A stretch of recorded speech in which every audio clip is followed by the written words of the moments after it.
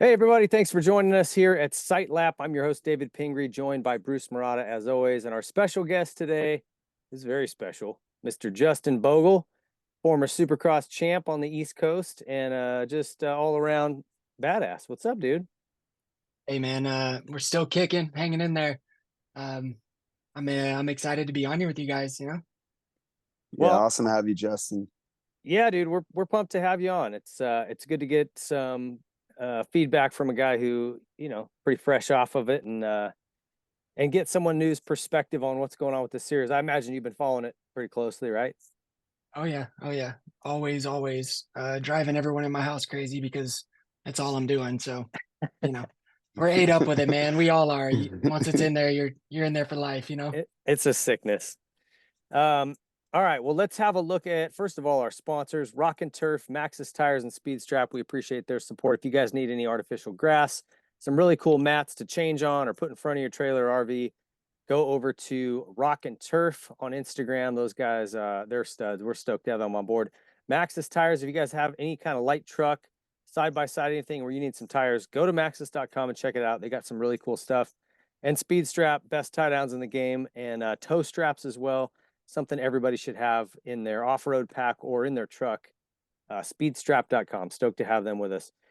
Seattle, man, Lumen Field, this engineer should get slapped in the face for not putting a roof on this place, but it is what it is. And we are going to yet another open stadium this season. I mean, I know will be remembered for good competition and Jett sort of coming on the scene and all this other stuff, but it should also be remembered as the most freaking mud races. And it's not over yet, folks, because not only are we going to for sure have a mudder Saturday on some level, it might not be a swamp, but it's going to be muddy. We're still going back east to two or three venues that could be muddy, open air stadiums, Foxborough and the like. So, keep your freaking mud boots handy, right? Yeah. I Hey, mean, no umbrellas. We got kicked out last time using umbrellas, right? oh yeah, if you're going to a stadium, by the way, and it's raining, don't think to bring an umbrella because those are not allowed for some reason inside of a stadium Poncho. that doesn't have a roof. Just bring, a piece of plastic and drape it over your head. It has Um, been it has been crazy the amount of weather induced issues for guys, right? Like it always blew my mind going to all these stadiums that it's 2024 and there's so many open stadiums and coincidentally or not, it happens to be a lot of times the places that all the time have inclement weather. So it's always crazy to me, but hey, whatever, it makes it exciting. You never know. I was towards the end of my career, I loved it if it was going to rain because I wasn't fast enough to be on the podium on a normal night. But if it rained, anything could happen. So I always look forward to it. Now, if you're, say, Jett Lawrence, it's the last thing you want because you're obviously highly capable of winning. I mean, potentially winning out in the series if things are all kosher, but that's just not how it works. yeah, and he's kind of shown to not be. Well, let's just say this: he hasn't won in the mud. We've had different winners, so um, I'm not going to say he's not good in it, but if it's dry, his odds of winning are probably much higher. So let's have a look at the weather here. The Maxxis Tires weather report: rain, 66% chance starting Friday, and it's somewhere between 50 and 70% for a week straight. It is just typical Seattle weather. So it is what it is. The soil, they should just bring in sand, man. Just truck it in from Daytona or whatever and dump it in there. But it's typically that road base with some dirt on top, and it'll be muddy and squishy. Uh, I I personally, it's going to rain one way or another, right?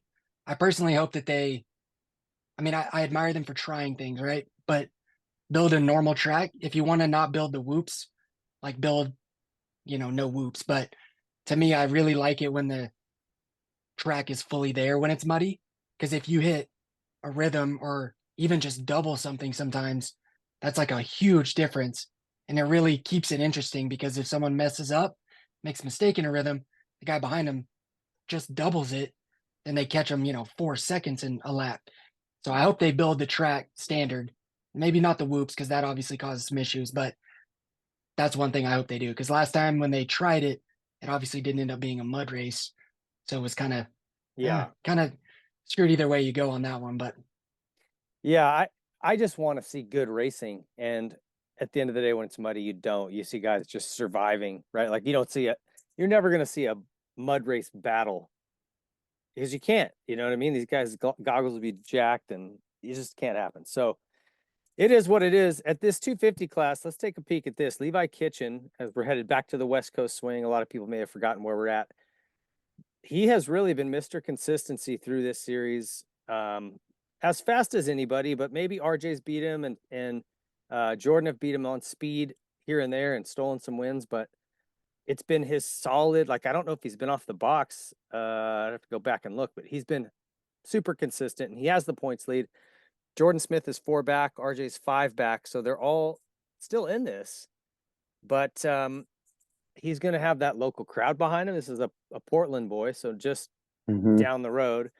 I would imagine he's got a big support group out there. Justin, when you were racing, did having the hometown crowd and a bunch of family and friends there asking for passes and, you know, trying to bro down with you, was that a good thing or a bad thing? Some people get charged up by it, and other people, I hated the local races, you know? yeah, personally, it was always just more stressful than anything, you know? A lot of the times my close friends were with me anyways at the races. So my parents were really good at that. Dallas was always the closest one for us. It's just a few hour drive away, but my parents were really good at that. They would, you know, handle the everyone, all the family that would show up, make sure they're like, oh no, he's inside, he's sleeping or something, you know, just to keep the extra stress of having to entertain and deal with people you haven't seen in a while that want to talk and all that. So I mean, it can be good or bad. I mean, historically, some guys have done really well in that environment, but then you get guys like RV never. I mean, Washougal was always tough for RV, right? Yeah. And he's Yep. one of the best to ever do it. So it's tough because everybody wants something from you, and it makes it a much more difficult weekend, you know, because people would ask me for passes and stuff. And I'm like, dude, I don't sort that. I have no idea. Yeah. Yeah. Like, Yeah. Well, yeah, you're right. And even the media, even the press will like want to pull you out more because you're the local kid and that's the story they want to promote. So there is a certain pressure that comes with it, and we'll have to just see how Levi responds. Who do you guys like in this kind of three-way fight? And I think what's going to really be the deciding factor, remember, I think Nashville and Vegas are both East-West showdowns. So even if these three, you got to imagine they're going to all finish. The chances of them all finishing on the podium or up near there are pretty good. I don't think we're going to see a huge point spread this weekend unless something goes catastrophically wrong. But when we get to those East-West showdowns, man, it's real easy to get a 7th. You know what I mean? Bad Oh, yeah. start or a little whatever. And that's where we can see the points really start to string out. And those are going to be super important rounds for both coasts. But what do you see out of these three? Just give me your breakdown, Justin. so for me, I've been really impressed with Levi this year. I think, you know, throughout his career so far, he's super young in his career, but he's always been very fast, but also his finishes have been very inconsistent. He's years past very start dependent, where this year I feel like he's in a good place. He seems like he's happy where he's at. A little bit more freedom, I think, has allowed him to kind of, you know, grow into his own self as a man. And I think it shows, right? You know, it all correlates. When you're happy in life, it shows on the weekends, whether you want it to or not. So I've been very impressed with not just his speed, but his consistency. And he looks really good doing it. I've always been a fan of how he rides. When it comes to the other two boys, I was teammates with them on 250s on Geico. So there's something to be said about youth and being young and hungry and wanting this stuff, but there's also something about that experience that you cannot replace, you know, that, I mean, what is it, 10 years now that they've been racing? I mean, I was teammates with them in 14, 15. Yep. You know, I've had a whole career and I'm old and washed up now. So it'd be a really cool story to see either one of RJ or Jordon win it. I don't know, man. The consistency thing, I still wonder with those two. I know they're obviously more than capable of going faster than anyone, but I don't know. Right now, I would lean more towards Levi just with the consistency he's had. think if he can just be there every time. Sometimes RJ's his will to win causes him more problems than it does good in certain situations. But if there's one guy who just kills me, cracks me up watching the races, because the boy's got the memory of a goldfish, and I love it. He can crash, and you're like, oh, he's out of this thing. 5 minutes later in the race, you see him in the background creeping back up, and you're like, well, there he is again. It's gonna battle again. Like, he does not quit. So I don't know, man. To me, it's Levi and RJ, because RJ is just gonna will himself to be up there at some point, you know? Yeah, I agree with Yeah. you. Especially about RJ. Like, I think that the thing that about him that intrigues me is he knows his opportunities are diminishing, right? Like, Mm-hmm. he's got to make it happen. And kind of like Zach Osborne with that finish in Vegas. You know what I mean? He was kind of at a place where it was time to get it done or it was never going to happen, and he just freaking made it happen. Yep. It'll be interesting to see if RJ pulls something like that. He's got so much heart. I mean, the guy is He might it's have two in unreal. there, dude. He Honestly, might, he might. Yeah. Yeah. Bruce, what are your RJ, thoughts? Yeah. I mean, obviously, I've known RJ, I've said this before for a while and got to and going back to like what Justin said, him being their teammates. I mean, I was very I was very fortunate to be able to experience, being around the race team with them. And the thing that scares me though I want to speak back about Jordon and RJ is they've always had like this love and hate relationship. And that worries me because I already know what Jordan's thinking when he's right behind RJ. He'll do anything to beat him. Same with RJ. And they've always been like that since amateurs. They've always had like this thing with each other where they'll do anything to beat one each other. And so that kind of worries me a little bit because right now, both of them, 1 point away from each other. They're both super hungry. It concerns me a little bit that they're gonna like take one each other out, and then Levi's gonna just be consistent like he's been and could take this thing. But also, me talking with RJ weekly, man, I've never heard him be so determined and just wanting this so bad. He's coming off a win, from Glendale. He got second here last year. Man, it's just it's going to be interesting. I'd love to see either one of them do great. But I'm kind of leaning more towards RJ just because of like you said, he's got two hearts, man, and he'll do anything to make this happen. Hey, Justin, let me ask you something. You mentioned you've been, and I didn't realize it's been that long for these two, but you were teammates with them in 14, 15. That puts them on year at least 10 in pro racing, right? There's a lot of folks, Brian Deegan's one who's really outspoken about thinking that these guys shouldn't be allowed to be in this class at this age. What are your thoughts on that? I respectfully completely disagree. So I think, what my argument has always been, guys like yourself, you were a great 125 rider, 250s, a whole different ball game, right? But you had a long career and success, and it's not like you were sandbagging a class, like if James had stayed for another year, okay, we got a problem, right? But that's not how it goes with, like, if I had went back to 250s, I wouldn't have just gone and waxed everybody just because once upon a time I won that class, Mm-hmm. My argument has always been guys like GL. Like GL is a prime example, like world champion, national champion, moved up, struggled, went back, couple years, got his footing, got his sea legs, and then by the time he moved up, he was ready, and he ended up winning an outdoor title on a 450 after that.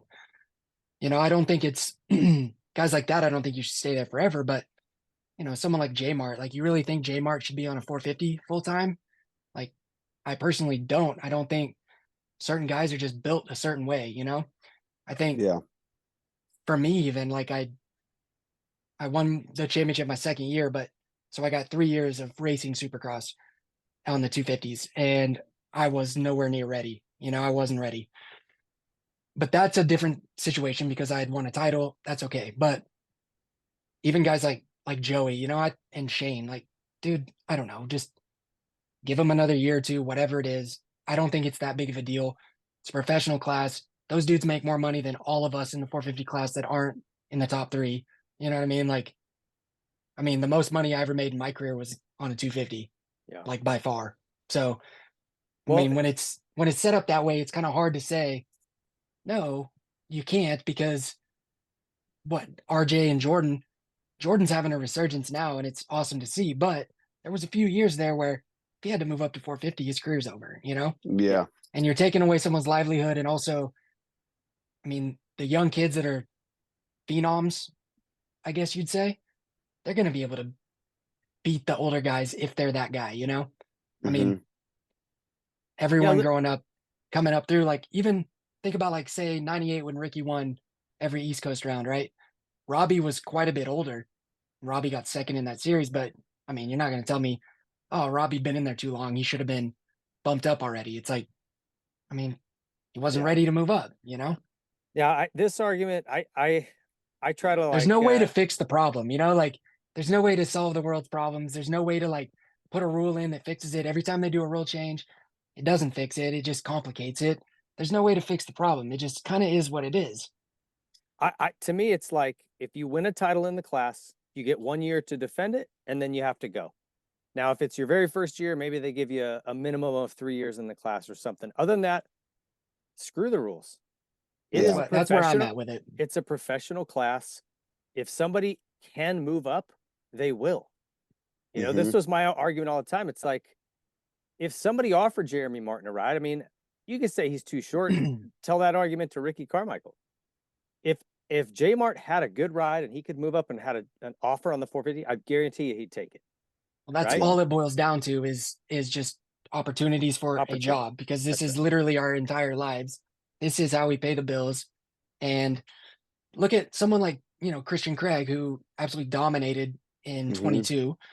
He could have stayed another year, but he got a good offer for a 450 ride, so he went 450 because it's a 450 ride, and on a factory team you get gear money, all this other stuff. So yeah, you're going to take that option if you have the option. It's just, Mhm. if you don't have the option, what are you going to do? Just retire and like go work at a dirt bike dealership? Like, I mean, come on. That's Yeah. what the, Or that's what yeah. they want. Yeah. Anyway. It's All right. Well, ridiculous. I don't want to beat Yeah. that to death, but I appreciate the input. Yeah. All I right, like that. I like that input, Bogle. That's good. let's talk about this, Bruce. Who could surprise us here in the mud? We got these three guys that we know are kind of they're going to be near the front somewhere probably. Who else this weekend could come up and surprise us? We were talking about that Jordon kid, the French Yeah. kid. Anthony. Yep. He was really good. He kind of had some unlucky um, moments in San Francisco, but he was good in San Diego in the mud. He's French, so he can ride the Yeah. mud. I think Yep. he could come up and be a top five at least guy, maybe even a threat to get in and mix the points up with those top three guys. Yeah. I think he could. Also, I don't want to leave out Shimoda. You know, he's had some time off from the last race, and it wouldn't be. I mean, he could even do something in the mud. He's a good outdoor rider, good mud rider for sure. So I mean, I'll tell you who I think is going to be up there if it is muddy, is the guy in fourth in points, which is Garrett Marchbanks. I think he's proved it over the course of the season that if it rains a little bit, I mean, he's been really good in that. So that's yeah, my Yeah. vote. that's a Yep. great point. He Yep. has been really good, and he had a Yeah. bummer Little. of a night. Was it He's at owed one. Glendale? Yeah, he's kind of owed one. He's had a couple of rough rounds, Yeah. but good call for sure. All Yeah. right, so who do you guys kind of already picked your winners here? Yeah. I'm gonna go. I'm gonna go RJ, and then I'm doing Levi Kitchen second, and then Smith third, Garrett Marchbanks fourth. Okay, So, and I know that's like why pick four, because I'm kind of between Marchbanks and Smith. I could see Marchbanks possibly getting in that third spot. if we have some crashes for sure. Yeah. All Yep. right, and Bordeaux's our wild card. Watch out for that Mm-hmm. kid. We'll see. We'll see what happens. Let's move into our Rock and Turf 450 preview. Obviously, this is becoming the Jett Lawrence show, and maybe for this class, shoot, maybe it's good that we got some mud. Maybe this will mix the points back up. I think all of us were kind of hoping for Tomac to pull it together and maybe go on a run starting at Daytona, and it just hasn't happened. You know, Daytona, he's the king of that place. He had nothing for Jett. You go to Indy where it's sticky, ruddy stuff where Ken Roczen shines. He had nothing for Jett. I think the writing that's been on the wall is starting to make itself really visible, and that is that Jett Lawrence is going to clean house here the rest of the season. Justin, what do you think? Yeah, I think that some of those mud races just kind of delayed the inevitable. This happens every 10 years or so, right? Like someone comes through that's just better, and no one knows why at first, and they don't want to believe it. Just the facts, like you watch Jett ride and it's beautiful to watch. It's fun to watch, and he's just so good that it's hard to beat the guy because he's just so good at everything. And I mean, credit to those guys. If he does make a mistake, they learn from it and fix it, and that's the most impressive thing about, being a quote unquote rookie is, dude, you say the mud races, but I could see him having a Ricky Carmichael type of a mud riding school back home, figuring it out and becoming really good at it. Yeah, I think that's inevitable. He's gonna be the guy to be for a long time. So Coop, I love watching Coop because that kid's just got the dog in him. He's like RJ with a lot more control, in racecraft. Yeah. But those two, and Eli, speaking of Eli, when watching that race at Arlington, I was blown away. Mm-hmm. Like my dad didn't watch the race. I called my dad and I was like, dude, you got to go watch this. Like it was that impressive. Like it was honestly amazing. How he was old riding. Eli was back, right? Yeah. I mean, it maybe even better than I've seen. It was amazing. Like really, really impressive. But he's older than I am, right? And Father Time is undefeated. And he's one of the best to ever do it. But there does come a time for all of us, right? Yeah. It happens. And big injury like that, I mean, trust me, dude, it's hard to I had big ones every year. It gets harder and harder every time. And the older you get, it gets even harder. So I think we'll keep seeing flashes from him, with a start. I think the way his bike's set up, to me, it looks like a harder pack track would be where he could possibly get a win, Obviously this weekend, to me, it's Jett, Coop, Kenny, AP, those guys that I'm going to assume are going to be up front battling for it. Hey, Bogle, although, oh, sorry, Ping. Well, I was gonna say I was thinking the same thing you are, and then Bruce threw this stat on me, hit him with it. Yeah, so I mean, Seattle's been good to Tomac. He won in 23, won in 22, and won in 18. So I mean, his place has done really good for him. So I mean, will we see something happen this weekend?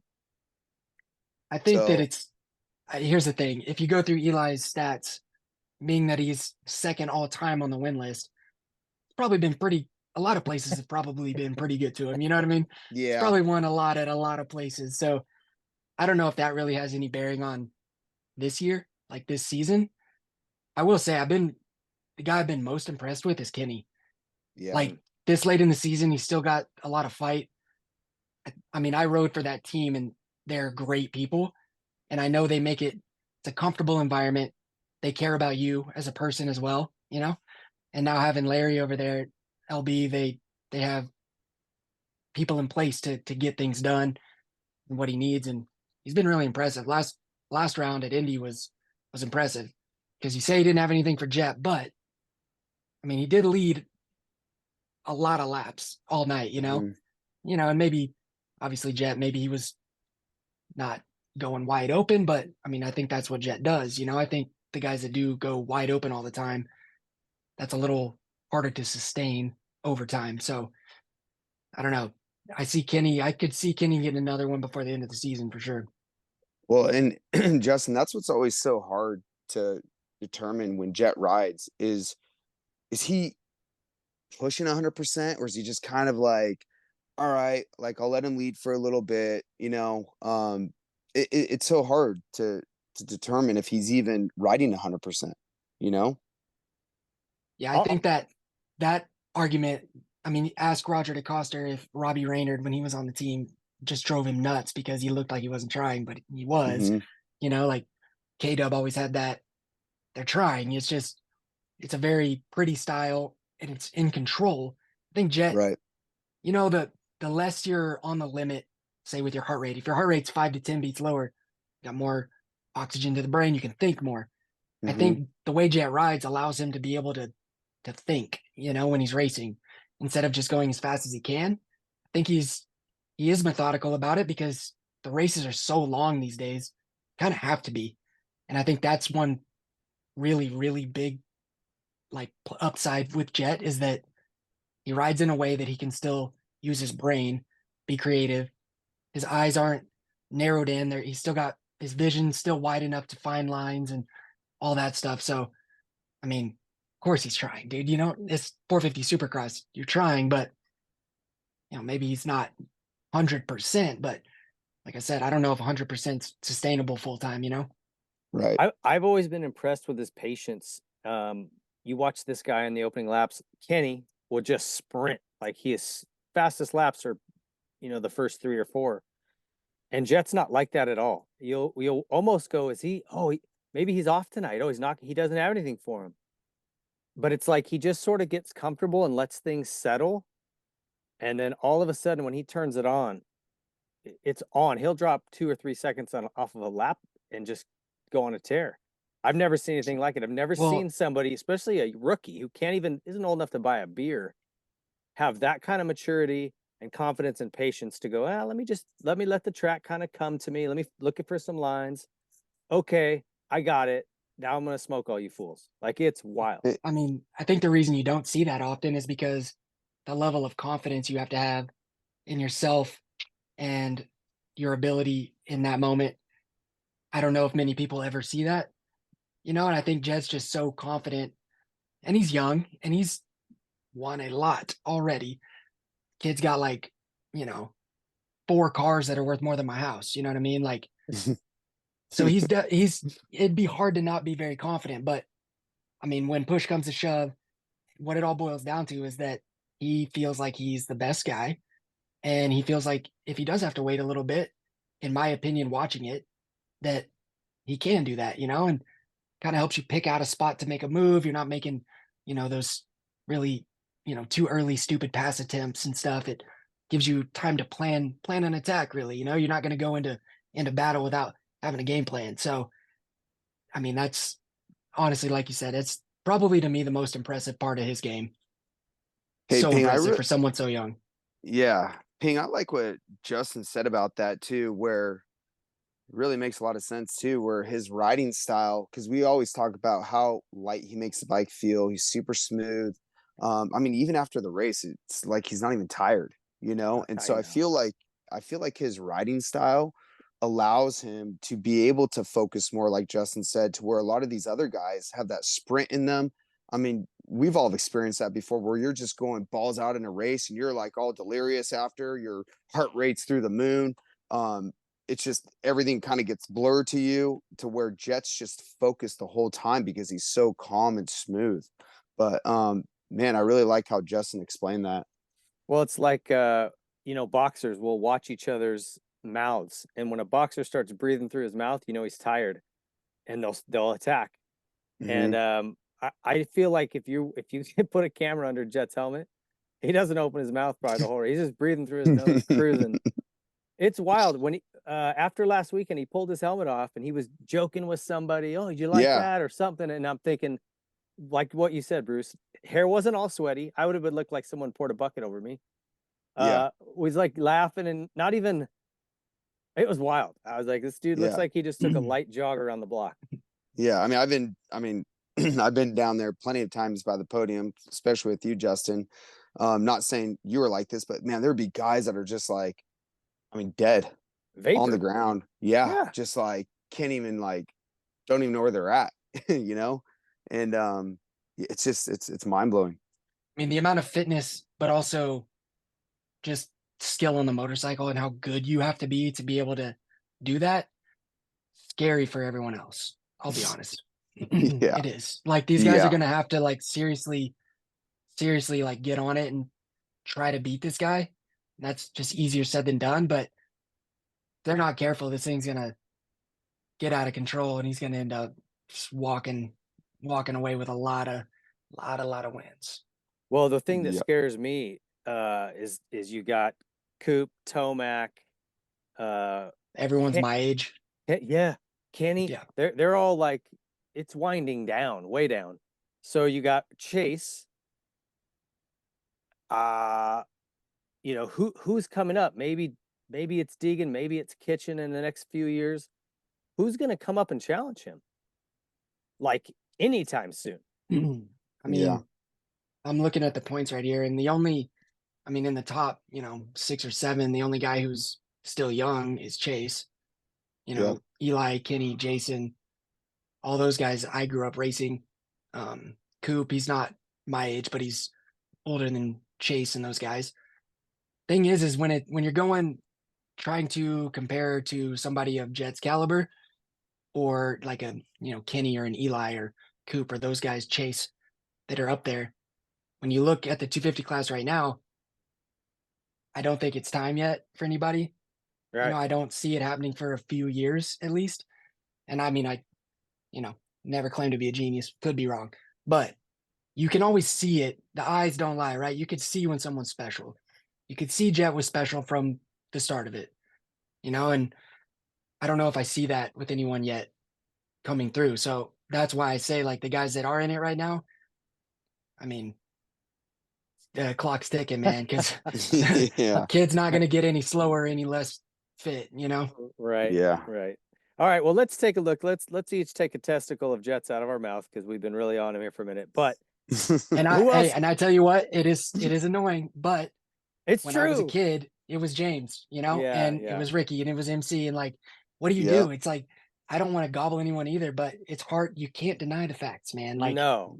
like, Yeah. what do you do? It Yeah. is what it is. What do you say? Like, if anyone says any different, they're just hating, man. Like, Yeah. it's impossible. Like, there's no argument. I tell people just enjoy it because Yeah. this is a special kid, and guys like him come around, like you said, maybe once in a decade if you're lucky. Look, man, MC is the reason I started riding dirt bikes. I wanted to be James and Ricky.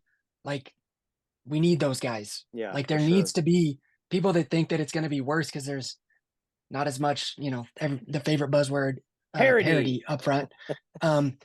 That's not realistic, man. When the Bulls won, 6 out of 7, was anybody, there was way more fans and it grew the sport. That's what happens. You get a personality and somebody that can do that. I mean, look what Jeremy did, man. He made this a real sport. Yeah. And I think Jett has let's face it, the If looks, anyone does, the accent, the Yeah. personality to really carry it and do a good job for us. So I just enjoy watching him because it's beautiful, like you said. But let's move on from him. Because AP, here's a guy who, man, I'd love to see him get another one. If it's muddy, he's as good as anybody. But Chase Sexton won in the mud. Coop's no slouch. Tomac's won a bunch there. How do you see this playing out here outside of Jett? Bruce, go ahead and give me your thoughts first. All right. I'm gonna go with Roxon. I'm gonna do Roxon, Webb, and Webb for third. So it'll go Jett for first, Roxon second, and Cooper Webb third. That's what I'm going with. Okay. No AP, huh? I just I know he's a great, technical mud rider. I'm sure it's gonna get super rutted here and just gnarly, but man, I just think these other guys just have too much momentum right now. So unfortunately, I mean, Aaron's a great rider. He's super good. But I just unfortunately, I just don't think he has the kind of momentum that these other guys have right now. And that's no disrespect to him. He's an amazing rider. He's proven that he can win. But I just, as of right now, where we're at in the series, I think Webb's going to still stay in that podium spot. And I just think Ken's He's good in the mud. He's good when these tracks get technical. I mean, you saw how it was last weekend. So yeah, I'm gonna pick those for my top 3. You got Jett winning though? Is that what you're saying? Yeah, because I've said this before, Ping. We talked about this a couple shows back, where you're lying to yourself if you don't think Jett's the best and he's gonna win. So, All right. What do you got, Justin? So the 450 class is always a little more difficult to figure out because everyone at the front is so good. I think that if Kenny doesn't have that fall at the mud race that Chase ended up winning, I think there's a good chance he walks away with that one. And for me, if it is muddy, Kenny's ability to get off the gate and go in a mud race is like super, super crucial, right? You need clean air, fresh goggles. You're not dealing with all the crazy stuff that happens. I could see Kenny pulling one out. I mean, like I said, I'm not going to bet against Jett at this point. I'm not trying to lose all my money. And I feel like he's a quick learner and they're going to figure it out. I think Coop will be in there because same thing I said earlier, Coop's just not going to quit, and Coop and Chase are in a pretty tight one for second in points, and it's not a championship, but still don't want to get beat. So I think, if it's me, I'm putting those 3 up there. I'm not sure on the order. I'm not going to go there, but I'd say Kenny, Coop, and Jett for the podium. That's my prediction.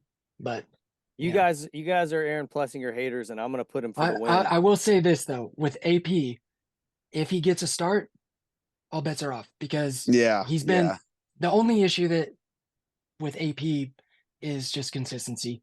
He's been really hot and cold. If it's his night, if things are going right, he is really, really impressive. But if things don't fall his way, he's struggled a bit. Although if it's muddy, he comes in with absolutely the best attitude, even more so than normal, which is hard to believe. So that goes a long way too in a difficult main event. So I don't know, man. This is why I hate doing this stuff, man. Because I like this. Look, I'm not we're trying to. Yeah. Anyway, I know. I'm gonna go AP, Yeah. Tomac, Coop. It's the people's podium. That's who people want to see up there. Okay. So I'm gonna pick those 3. That would be awesome. How awesome would that be, right? And it's I would possible. love to see. I really want Eli to get a win before the end of the season. I know.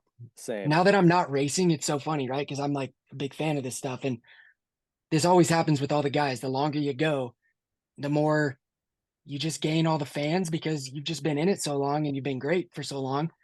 It's like I've almost kind of become a fan of like Eli. Like I want him to win one before the season's up because you never know. Like he might not be around much longer. So it'd be nice. Yeah, for sure. I think there's a lot of people in that boat. All right, guys. Well, listen, I want to thank our sponsors one more time, Rock and Turf, Maxxis Tires, and Speed Strap. Check those guys out, Rock and Turf on Instagram, Maxxis.com, and Speedstrap.com. Support those guys. They keep this show coming to you. Justin, thanks so much for taking the time, man. Really appreciate it. It's always fun to bench race with you. And if my guys make the podium, I'll call to collect. Right on. I appreciate the time. Always a pleasure. Thanks, boys. Always good to see you, buddy. Yep. Bruce, thank you. Everybody, Yep. thanks for watching. We'll see you on Monday morning when we do Riders Meeting. Have a great weekend. See ya.